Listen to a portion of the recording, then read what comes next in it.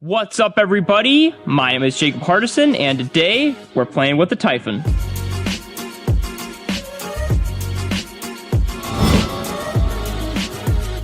Welcome back, everybody, to, of course, the lovely Adrenaline RC YouTube channel, where today we are continuing our TLR tuned Typhon series. So here, sitting next to me, I'll show you in just a sec, I've got the Buggy out, but before we actually go and do any playing today to continue the series, we need to rebuild the car, and I've got a little temporary pit set up over here. I'll flip you guys around. Got some lovely tools, got the body sitting there, got our oils, just gonna do 775, and then I've got our super duper Servo saver tube, which will hopefully mean we can get a little bit more consistent steering. So we're gonna go through, rebuild the diffs on this guy today, get it all prepped and ready to go. I guess I should move it into its correct positioning. Like I said, we're gonna go through, we're gonna do 775 on the diffs, just basically matching what it, I believe, if I remember correctly, comes with out of the box, and it'll give us a pretty good baseline to go with now that we've got kind of everything broken in. I'll probably go through, do a full rebuild in the sense of, you know, make sure like the out drives are re-greased and everything. That way everything is in tip-top shape. And then, of course, we will head outside to the track. So today, most importantly, is going to be that now that we're going to have a fresh rebuild on it, is getting a true kind of baseline for the car over Invitational. Peak lap times for the fastest guys were 23s. I was like low 24s, but of course it's been a little bit now, plus we've had some rain, so I'm not entirely sure what the lap time should be, but I think if we're in the 25 area, we're fairly close to where we need to be. I guess we'll find out when we actually get on track. So let's go ahead, get this guy rebuilt so we can play some toy cars. All right, let's get some diffs rebuilt.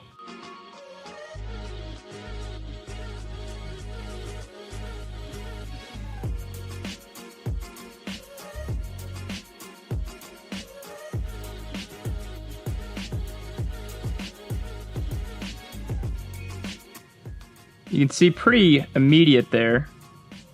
This oil is nice and dark. Let's see if I can get that to focus.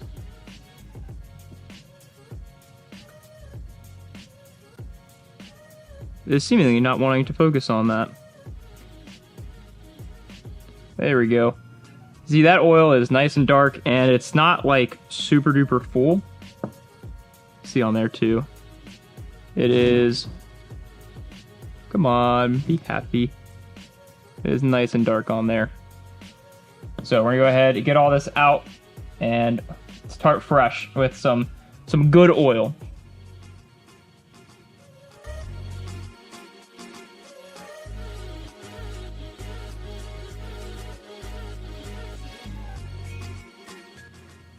All right, now we've got the diff fully apart. I'm gonna go through, clean all this off, get any of the gunk, grime, nasty stuff off of it.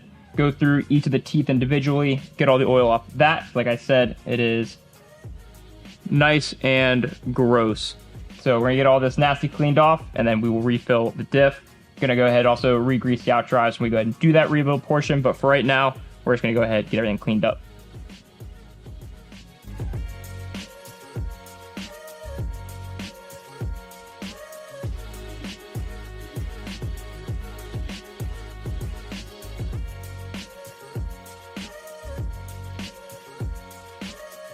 Something really important to note on this diff in particular, it's got these metal inserts on the side of it, and they are oriented in a specific fashion to key into our diff cup. So make sure when you pull these off, you keep them in that same orientation. That way they drop straight back in and you don't have any problems at all.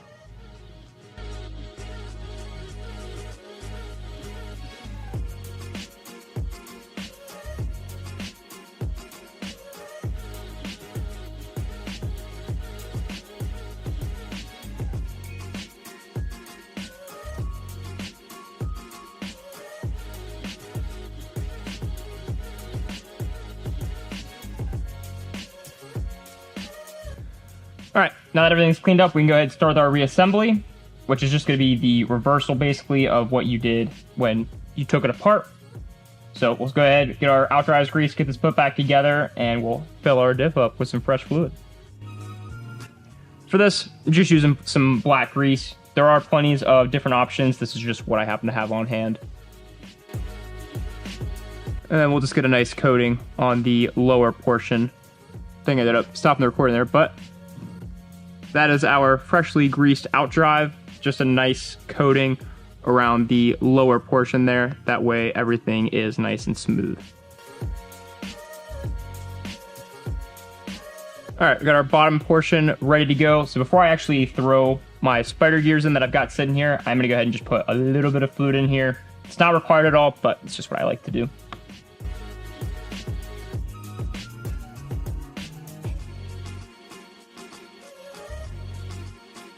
Now that we've got everything seated properly inside the diff cup itself, we can go ahead and build our upper portion, which just like we did on the bottom, we're gonna grease our outdrive, get that nice and lubricated, and then just reassemble the opposite of what we did before.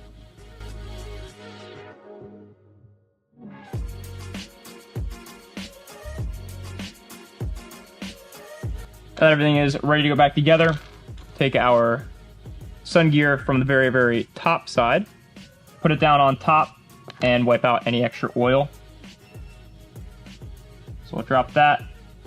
Just swipe off the top of your finger, wipe that onto a rag. I've got one just sitting off the side here. And then I'm gonna take my 1.5 and I'm just gonna pick out the pin, wipe it on the rag. That way my diff has the perfect fill level. It's not too full, it's not too low. It is just right. Do one more swipe off the top just for good policy. Take our upper portion, which in this case is our spur gear, and we'll go ahead, just drop it on top, do our best to line up the pinhole, and then we can go ahead and seal this back up.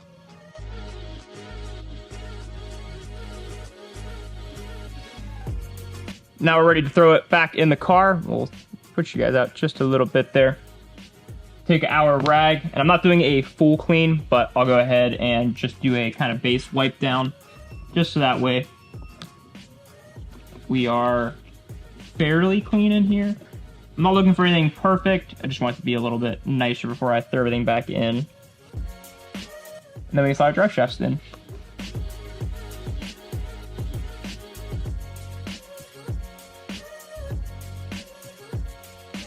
And there's our center diff rebuilt, back in the car, and ready to go. Now, for the sake of this video, to make sure it's not ungodly, terribly long, I am going to go ahead and I'm going to do the front and rear diffs off camera. And the reason for that is it's the exact same process. The only thing different that I'm going to do on the front and rear is going to be I am going to use some white lithium grease on the ring and pinion, just so that way that is nice and lubricated and smooth. But the diff taking apart and re-putting together is the exact same thing, just instead of a spur gear, it's going to have a ring gear on it, which is just the same thing, but a different style of gear. So we'll go ahead, do that, and then I'll check back in when we throw in our lovely super duper Servo Saver tube. So we'll be back. Alrighty guys, so I went ahead, got our diffs redone, and as we suspected, they were dark, missing a little bit of oil, definitely needed to be rebuilt. But when I was doing the front, I noticed that the sway bar was pretty loose and floppy, of which you want it to be smooth, but you don't necessarily want it to be like moving back and forth and then side to side like ultra free. So I want to have some sort of tension on it. I don't know if I've got a great way to describe that, but you want it to be smooth but not floppy. I guess that's the best way to describe it. So I fixed the front and I thought that, you know, it's probably just like a one-off. It's okay, but we'll check the rear and see how that is. And the rear is, well, the exact same way. So if you have one of these, or any just ready to run Arrma in general, I recommend checking to make sure your sway bar is set properly. And I don't even think, if I get all up close here, see if I can get it to focus on this. Maybe not. But I don't even think that these screws here are tight, the actual like mount portion of it that's holding this all together. So I'm gonna go ahead and get these tightened up, get our sway bar properly set the same way that I did in my how to set your sway bar video. We'll throw this back on and then we will jump into our Servo Saver. all of our diffs are now rebuilt and ready to go. We got our sway bars set the way they need to. So now it is time to install our servo saver tube, of which I'm not going to take off the front clip to do this. My goal is to lift the top plate off and then just kind of pull the steering rack up and out. I'm hoping that I don't soil myself doing that. I think that it shouldn't be too terrible. It'll be these screws up top. I imagine I should be able to just take out these 4 and then maybe just this lower chassis brace screw there on the bottom side of the chassis. That should lift all that out. And then I should be able to just take off my bolts here at the knuckles, and I think we should be all set. So let's get to it.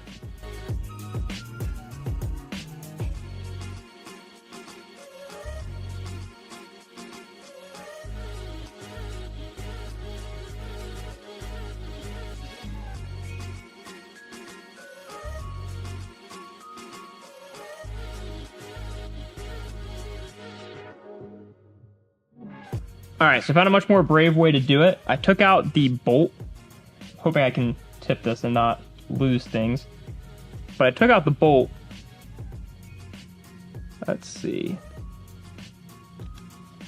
Took out the bolt right here in the top of the steering rack. So I'm hoping I don't lose the nut on the bottom side of that. But it did make it to where we have pretty quick access to this guy here. So now we can go ahead and figure out how this is all being held together and then throw our new servo saver tube on.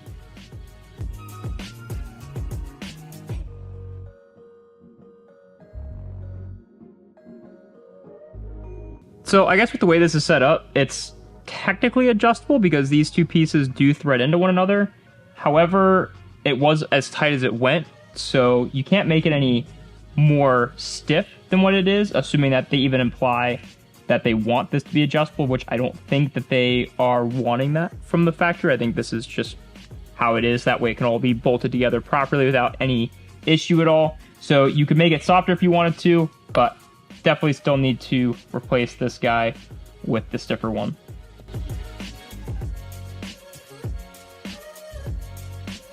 All right, so here's our new setup, which is truly adjustable. We've got our 3 pieces here with our collar, and then of course we can lock our collar with a little kind of setting screw there.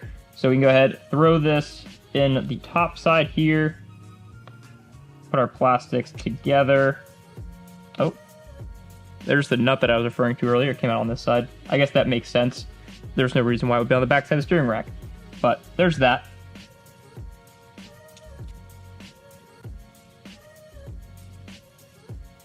And then we should be able to push down. And now we are starting our threading. So we'll get this all nice and tight. I'll probably put it all the way tight and back it off maybe like a quarter turn. Nothing crazy at all, just a little bit.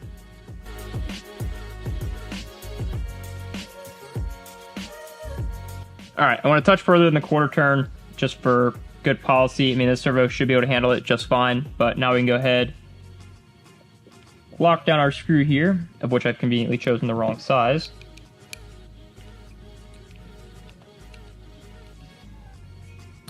Throw our bearings back into our new one, and then we'll reassemble.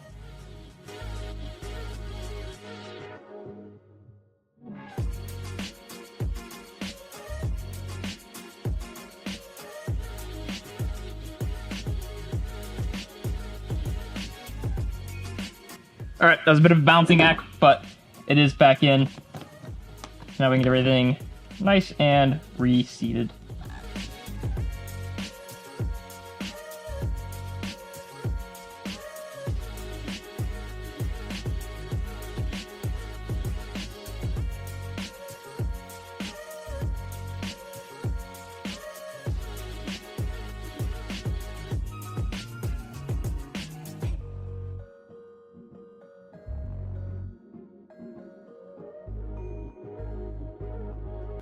All right, now that we're fully reassembled, I'm gonna go ahead, throw a battery in here, get our tires back on, and we'll see you guys at the track.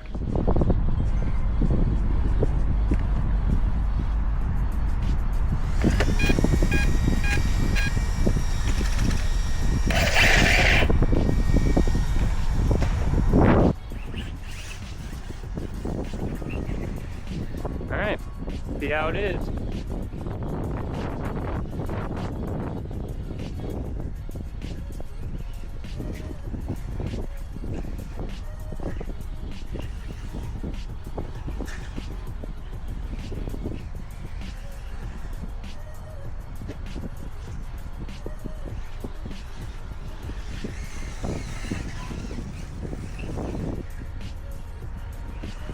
So it seems like it squats a pretty good amount.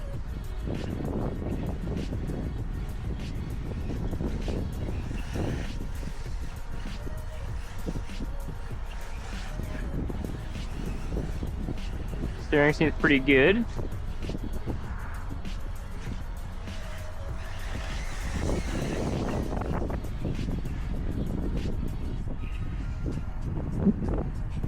It's got a little push to it, but track is not completely up to par.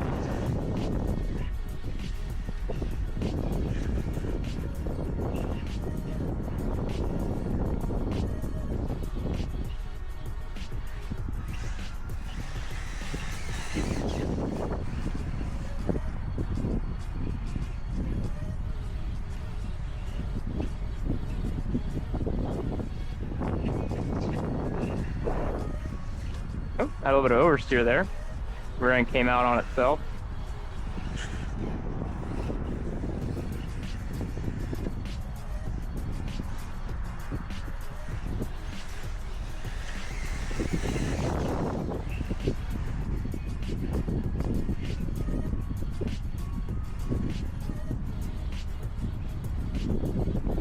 Heck yeah.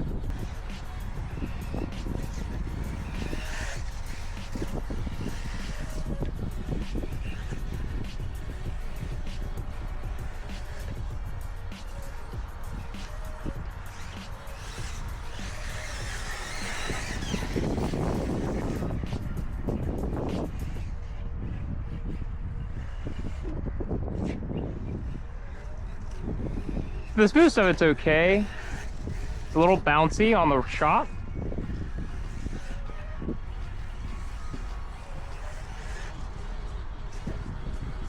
But all in all, not terrible.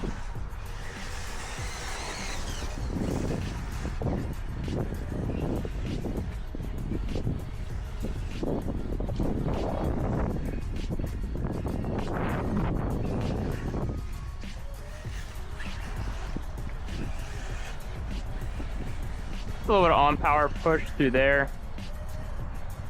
That could just be tires.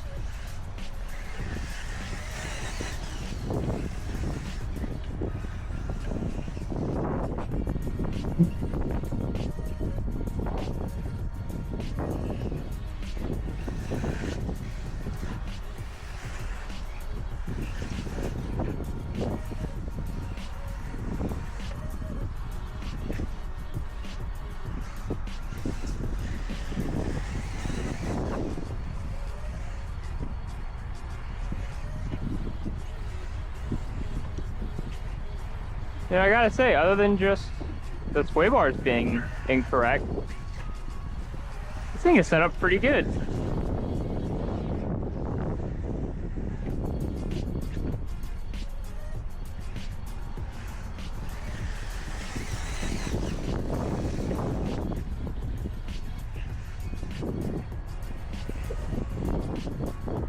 And some of that push, I mean, very well could just be, it could be tires, it could be the pillow ball setup. Your pillow ball naturally doesn't have as much just like natural steering as a C-hub.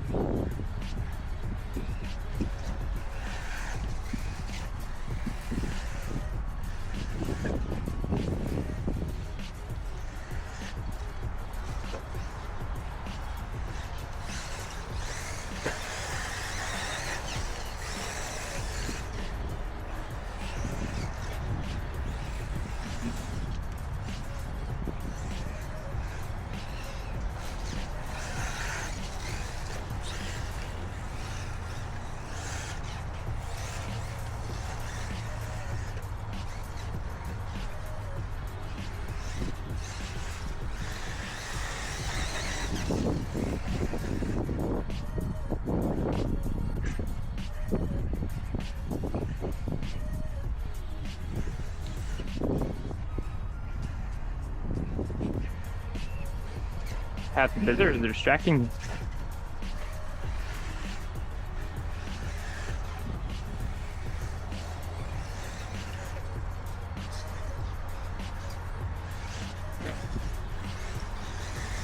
Alright, lock in.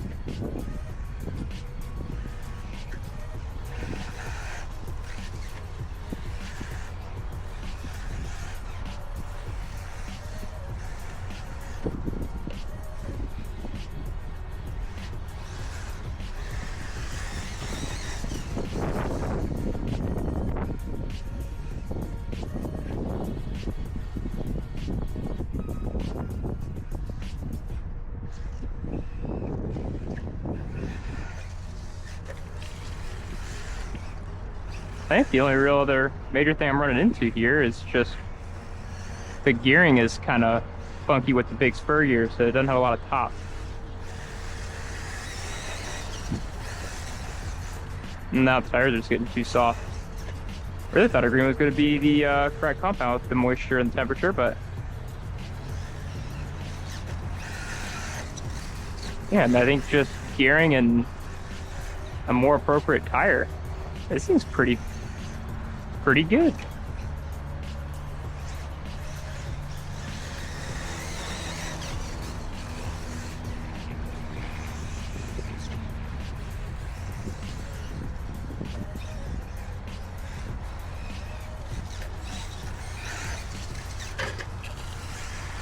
Whole 50-50 grind for good policy.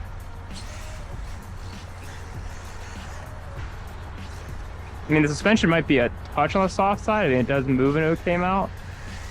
It's got an OK amount of squat and an OK amount of dive, but it's nothing that is super terrible.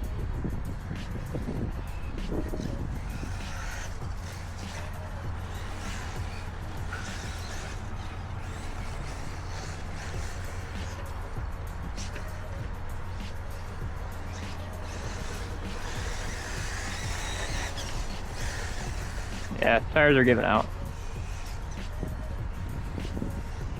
You can see a couple spots where I've been driving.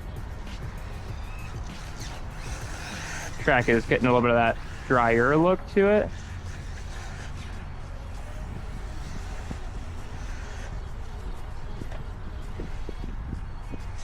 So I think tires is probably gonna be the first thing to try. Yep, there it goes. Then after tires, we know we have the appropriate compound. The disc might even need to be a little bit thicker than the 775. So we might have a bit of a compounding issue with the tires being too soft and the discs kind of overheating a little bit. So maybe it'd be more appropriate for a maybe a 10-10-7. I think the center definitely could go a little thicker. It's bleeding a lot of power to the front, but same thing. I mean, that could very well just be the tires themselves. As we're coming to the end of this pack here, I feel it's starting to get a little soft. First charge of the day on the battery, so once we get a second charge through it, should get a little bit more life, but she's pretty good. So we just finished up driving our TLR tuned Typhon after our rebuild and getting the servo saver put back on, or not put back on, but the new upgraded one that we were able to set a little bit tighter, and the car is pretty good. So we ran into a couple of things. I'll flip you around here. And those couple of things aren't necessarily bad things. I think it's just the fact that the tires here, see if we can get a good look at that, are kind of shredded. And then the diffs themselves, at least for the way the track is right now, definitely too light. So this is like we said earlier, just a factory replacement basically of what was in it with the 775. So I do think we need to go stiffer on that. Shocks felt fairly decent, maybe a touch on the soft side. It definitely did a lot of squat, did a lot of dive, but not bad at all. I think once we swap out these tires to a more appropriate set, one that's a little bit stiffer, I think that'll be some of the problem alleviated. But you can see the track is, I mean, it's got some moisture to it, so I thought for sure that the green was going to be just fine. So I think stiffer tire, stiffer diffs all throughout. If I put my finger on the center here, I mean, it's pretty hot. So we're 775, like I said. I think maybe a 10-10-7 would be a bit more appropriate. So I think we do that and tires, and then we'll leave the shocks for right now because, like I said, they're not terrible. So I think next video, now we've got a pretty good baseline, I think we know where to go from here. There's not a lot that really needs to be done to it. It is a really good car out of the box. The only other thing that I noticed that you'll hear me talk about in the actual driving footage is in the center here, it's a pretty big spur gear. I think a smaller spur gear would be more appropriate just because, I mean, it does feel slightly slacking down the straightaway here. And I've got like a 17 tooth pinion. I believe it's a 17 tooth pinion that I've got on there. So it's a pretty good size. So it should have a lot of rip to it, I would think. So we're looking good. Put you guys back around here. I mean, I don't really have many complaints about it. It felt really good. It felt, I mean, just as good as the e-bike I ran the other weekend. But I mean, obviously, I mean, it's a totally different track. So I mean, once it's super high bite, I mean, I might feel a different way about that. Let me see if we can find our lap times.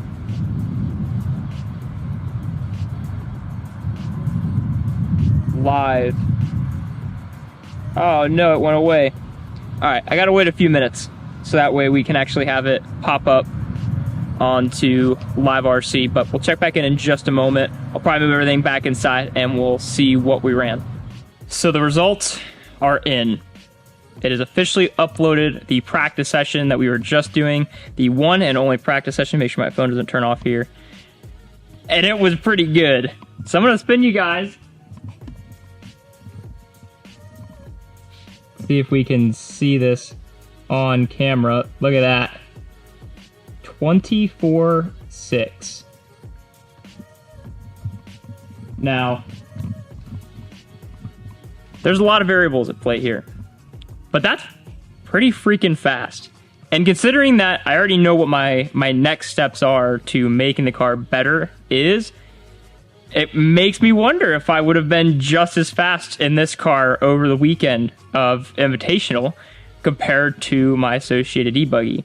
Now, obviously, I mean, this is a singular track and a singular practice session compared from one to the other.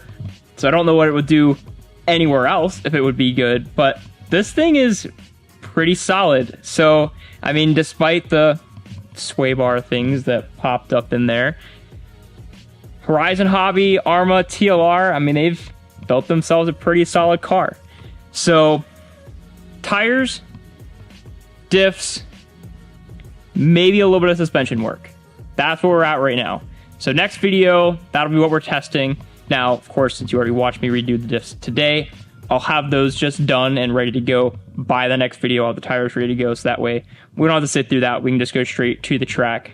But things are looking really good for this car. Granted, I mean, yes, I do have some very, very solid race electronics in it, but electronics could be the best thing in the world, but if the car's not good, well, the car's not good. But that is certainly not the case. A 24.6 would have been pretty competitive in the expert group, definitely over Invitational, and I mean, with that little bit of work, it might have picked up the extra bit of speed to be even competitive in the invite class. But the world will never know. We'll have to wait and see in future videos. But you know what? I think on my next race day, I might take this guy out and just see what it can do. So we're looking good. I want to thank you guys, of course, for joining me in today's video and the next portion of our TLR Tune Typhon series. I know that there have been a lot of you guys that have been waiting for this moment to come back, but we have tracks again. So we're back in the groove of things. So hopefully next week we can continue on our series here and continue getting this thing faster and faster, but we've got a very, very nice baseline all ready to go. So we'll see you guys next week. Thank you again. As I've said before, I always repeat myself 15,000 times. Thank you again for joining me today, and we'll catch you in the next one.